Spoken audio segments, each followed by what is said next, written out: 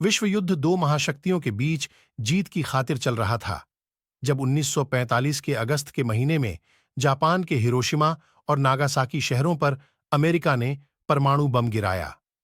ये घटनाएं विश्व को चौंका देने वाली थीं और इतिहास की पृष्ठभूमि में चिरंजीवित रहेंगी।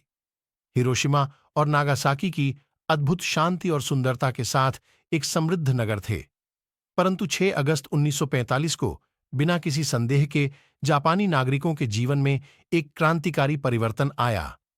अमेरिकी वायुसेना ने लिटिल बॉय नामक परमाणु बम को हिरोशिमा पर गिराया, जिससे शहर का पूरा विनाश हो गया। लाखों लोगों की मौत हो गई और लाखों को घायल हो गए। इस घटना ने मानवता के प्रति अमेरिका की बदनामी की थी।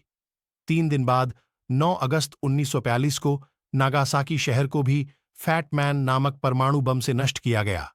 इस हमले से भी लाखों लोगों की मौत हो गई और अनगिनत लोग घायल हो गए। इन दो बम धमाकों ने जापानी सरकार को शक्ति के सामने झुकने पर मजबूर कर दिया। 15 अगस्त 1945 को जापान ने अमेरिका के खिलाफ आत्मघाती हमले के बाद सरेंडर किया। इससे द्वितीय विश्व युद्ध का अंत हुआ और विश्व को शांति की दिशा में एक नई अवधि की शुरुआत हुई।